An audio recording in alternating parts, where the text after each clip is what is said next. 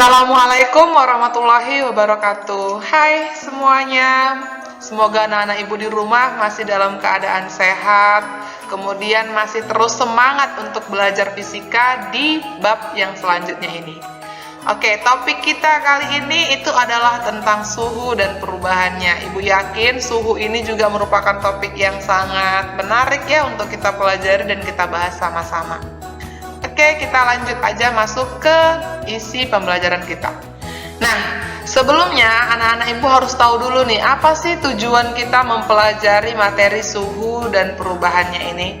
Nah, setelah mempelajari topik ini, ibu mengharapkan anak-anak ibu dapat mendeskripsikan peran kalor dalam mengubah wujud zat serta mengubah suhu suatu zat. Ya kan? Kemudian anak-anak ibu mampu menganalisis pengaruh kalor terhadap perubahan suhu suatu benda. Kemudian pengaruh kalor terhadap ukuran benda dan pengaruh kalor terhadap perubahan wujud benda.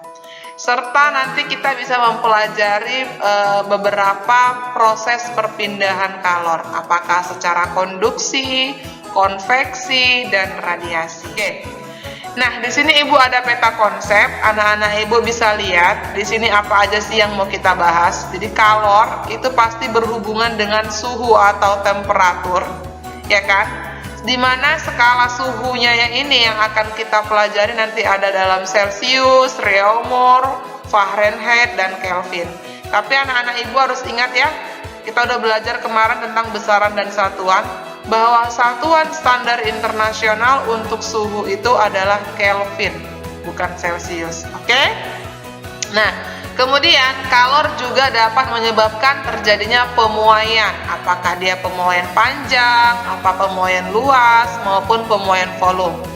Kemudian kalor itu dapat merambat dengan cara ada namanya konduksi, konveksi, dan radiasi. Ini semualah yang akan kita bahas di bab atau materi kali. Nah, kita masuk ke suhu dan temperatur. Sebelumnya kita harus tahu dulu nih, apa sih sebenarnya suhu gitu ya kan? Jadi pengertian suhu itu adalah suatu besaran yang digunakan untuk mengukur panas atau dingin suatu benda. Secara singkatnya, kalau ibu lebih suka itu mendefinisikan suhu itu adalah derajat panas atau dingin suatu benda. Gitu ya. Jadi derajat panas atau dingin suatu benda kan lebih gampang diingat ya kan. Nah, alat ukur suhu kita udah tahu itu pasti termometer, tapi termometer itu ada dua jenis, termometer alkohol kah atau termometer air raksa ya. Emang apa sih Bu perbedaan termometer alkohol dengan termometer yang raksa? Nah, di sini. Kalau dia termometer alkohol diberi warna, jadi alkoholnya itu dikasih warna biar bisa dibaca. Maksudnya ketika dia itu naik suhunya atau garis dari alkoholnya itu memuai, kita bisa lihat gitu. Kalau raksa dia nggak perlu lagi diwarnai karena memang dia sudah mengkilap gitu ya. Kemudian titik bekunya, kalau alkohol itu titik bekunya di min 114,6 derajat Celcius. Ya, kalau titik bekunya raksa itu di min 40 derajat Celcius. Nah, kalau titik didihnya sendiri, kalau dia alkohol, dia tuh sangat kecil titik didihnya, 78 derajat Celcius dia udah mendidih. Nah, sedangkan raksa itu titik didihnya adalah 358,58 derajat Celcius. Jadi lebih tinggi raksa ya untuk titik didihnya.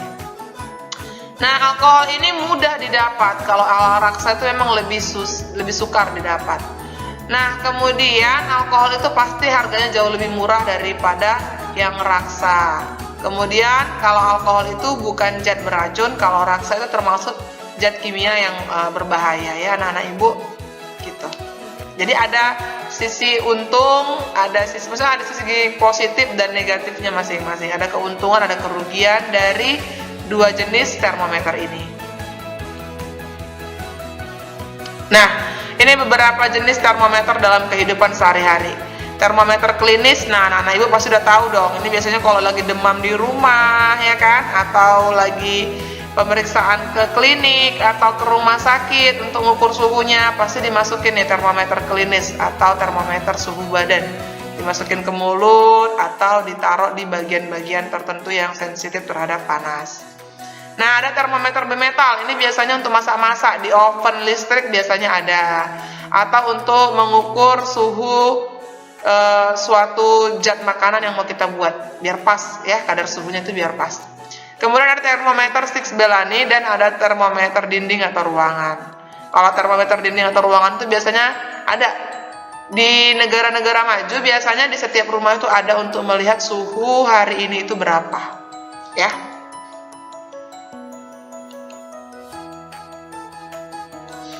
Oke, kita masuk ke topik skala termometer. Ini tadi yang udah Ibu sampaikan sebelumnya di peta konsep tentang skala Celcius, Fahrenheit, Reaumur, dan Kelvin, ya kan? Ini berkenaan nanti dengan konversi satuan skala suhu, ya. Berarti ingat ya, definisi mengkonversi itu adalah merubah satuan tanpa merubah nilainya, ya. Maksudnya gimana nih? Maksudnya itu ya 30 derajat Celcius itu kalau diubah ke satuan Fahrenheit itu jadi berapa sih? Gitu. Kemudian 30 derajat Celcius itu berapa Reaumur sih? 30 derajat Celcius itu sama dengan berapa Kelvin? Gitu ya. Jadi ini berkenaan dengan konversi satuan. Di sini perlu anak-anak Ibu tahu mengenai dari mana sih selama ini persamaan mengkonversi satuan skala suhu itu yang ada begitu banyak, ya kan? Kalian biasanya lihatnya dalam bentuk tabel, Celcius ke Reaumur itu pakainya 5/4, ya kan? Kebalikannya Reaumur ke Celcius 4/5. Nah, perbandingan-perbandingan itu dapatnya dari mana? Ya, itu dapatnya dari titik tetap atas ini. Lihat, titik tetap atas ini berarti suhu yang diukur masing-masing termometer ketika air mendidih. Ya, jadi Celcius itu 100 derajat Celcius, Fahrenheit itu 212, Reaumur itu 80 Reaumur, kemudian Kelvin 373. Nah, untuk titik tetap bawah itu adalah suhu yang diukur masing-masing termometer ketika es itu melebur.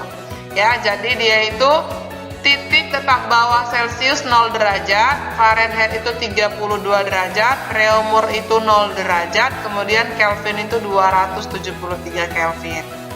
Nah, sebelum masuk ke perbandingan, kita tahu dulu selisih masing-masing termometer antara titik tetap atas dan titik tetap bawahnya masing-masing. Kalau Celcius berarti selisihnya berapa? 100 dikurang 0, 100 derajat. Kalau dia Fahrenheit berarti 212 dikurang 32 derajat, berarti berapa? 180. Kemudian yang Reaumur 80 dikurang 0, 80. Yang Kelvin 373 dikurang 273, 100 juga ya. Jadi selisihnya itu antara titik tetap atas dan titik tetap bawah untuk Kelvin dan Celcius sama selisihnya. Nah, hasil dari selisih masing-masing skala termometer yang 4 tadi, ya kan, apa termometer Celcius, Reaumur, Fahrenheit, dan Kelvin, itulah yang diperoleh dari angka yang ini tadi. 100 banding 80 banding 180 banding 100. Sehingga kita sederhanakan lagi sama-sama dibagi 20, diperoleh perbandingan itu 5 banding 4 banding 9 dan banding 5. Nah, dari situ kita tahu hubungan skala Celcius dan Kelvin, kemudian hubungan skala Celcius ke Reaumur dan Celcius ke Fahrenheit, ya. Dari yang angka perbandingan tadi, nih, ya kan? Kalau dia itu Kelvin, nah, kalau mau dirubah suhu skala Celcius ke Kelvin, kita tinggal tambahkan 273. Kenapa, Ibu? Gitu. Ya, tadi kan karena titik tetap bawahnya itu 273 kalau Kelvin, ya kan? Sementara hasil perbandingan skalanya tadi sama, ya kan? 5 sama 5. Jadi dia tetap tinggal ditambahin doang aja. Kemudian yang Celcius juga ke Reaumur dan yang Celcius ke Fahrenheit. Nah, ini dia. Sebenarnya kita persamaan-persamaan yang kalian hafal selama ini 5/4, ya kan? 4/9. Itu tuh Dari mana sih Bu angkanya? Dari persamaan yang ini. Nah, ini TX kurang XB per XA kurang XB sama dengan TY kurang YB per YA kurang YB. Oke, kita misalkan ini yang mau kita cari adalah termometer Celcius, X-nya Celcius, Y-nya ini Reaumur. Nah, berarti yang mau kita cari derajat Celciusnya. Oke, berarti di sini derajat Celcius dikurang titik tetap bawahnya Celcius berapa? 0, ya kan? Per titik tetap atas Celcius berapa? 100 dikurang titik tetap bawahnya Celcius juga 0 sama dengan TY ini kita misalkan tadi derajat Reaumur. Oke, kita misalkan dia itu adalah 28 derajat Reaumur, berarti 28 dikurang titik tetap bawahnya tadi berapa? 0 per titik tetap atas Reaumur 80 dikurang titik tetap bawah Reaumur 0. Nah, jadi kalau kita udah tahu rumus umum ini, kita nggak perlu ribet ngapalin 4/5, 5/4, 9/4, itu nggak perlu. Kita pakai ini aja, udah pasti dijamin nggak salah cara perhitungannya, asal proses perhitungannya nggak ada yang meleset, ya kan? Bener. Jadi pakai persamaan ini aja. Kalau ibu pribadi, ibu lebih suka ingat persamaan yang ini aja daripada menghafal semua tabel persamaan konversi satuan dan suhu tadi ya. Kita masuk ke topik pemuaian. Nah, peristiwa pemuaian itu banyak sebenarnya kita jumpai di sekeliling kita ya. Beberapa di antaranya di sini nih ibu buat adalah pengaplikasian. Kenapa sih rel kereta api itu dipasang dengan celah? Di sini pas di persambungan itu ada celah. Kemudian pemuaian volume ketika kita merebus air, ya kan? Dan kenapa sih kabel listrik itu dipasang sedikit kendur atau tidak tegang sama sekali gitu, nggak pas, ya? Kenapa? Nah, itu jawabannya juga dijawab dengan konsep fisika, yaitu peristiwa pemuaian.